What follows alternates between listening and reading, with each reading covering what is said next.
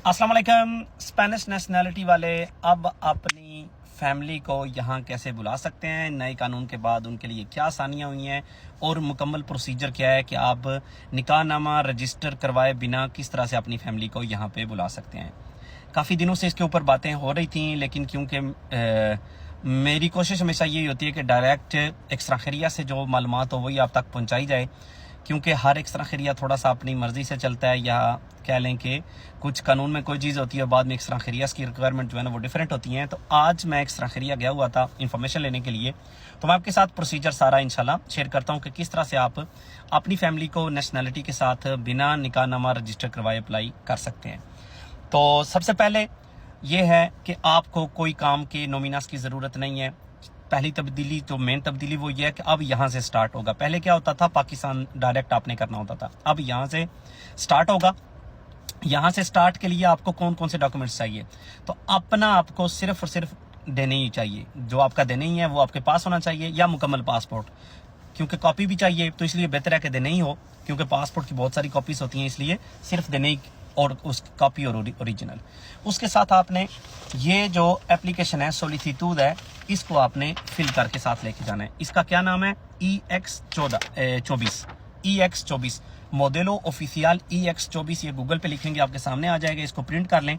इसके ऊपर लिखा आएगा सोलिसिtud de autorización de residencia temporal de familiares de personas con nacionalidad española। ये जो आपने फिल करके साथ लेके जाना है, ठीक हो गया।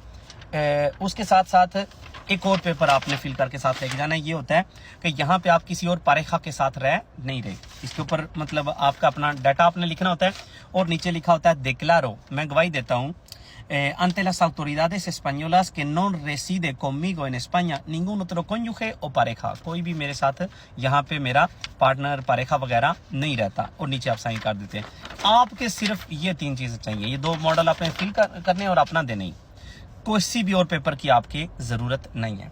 बाकी आ जाते हैं, आप जिस बंदे को आपने अप्लाई करना है उसका कौन कौन से डॉक्यूमेंट्स चाहिए। अगर तो आपकी सिर्फ वाइफ है तो वाइफ का आपको मुकम्मल पासपोर्ट की कॉपीज चाहिए।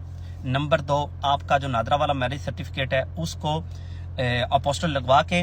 नंबर 3, करैक्टर सर्टिफिकेट, जो कि यहाँ पे पहले नहीं मांगा जाता था, अब यहाँ पे आपने देना है। अपोस्टल लगी बाकायदा तौर पे, पहले आपको पता है थाने से बनता है, उसके बाद नेशनल ब्यूरो से बनता है, उसके बाद अपोस्टल लगती है, तो वो आपका चाहिए।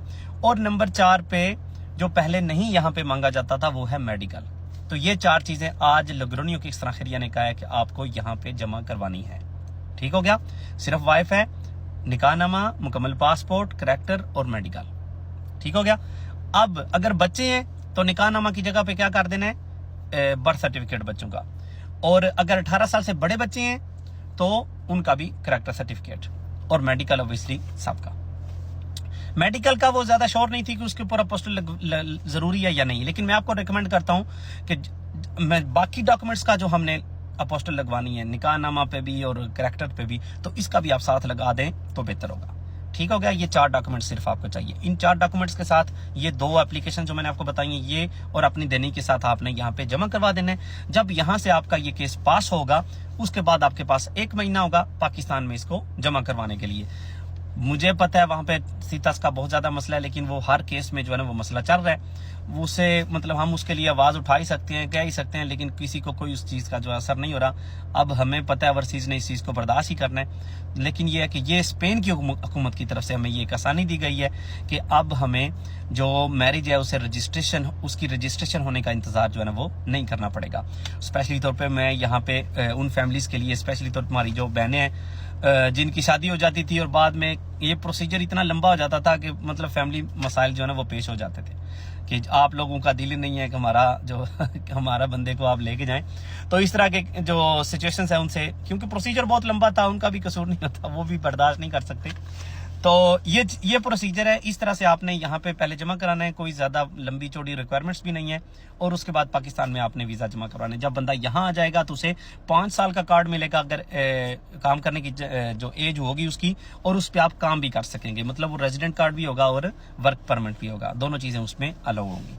तो उम्मीद करता हूँ कि ये इन्फॉर्मेशन आपके लिए मुफीद होगी। अगर कोई न्यू अपडेट इस बारे में आती है तो आपके साथ शेयर की जाएगी। अल्लाह हाफिज।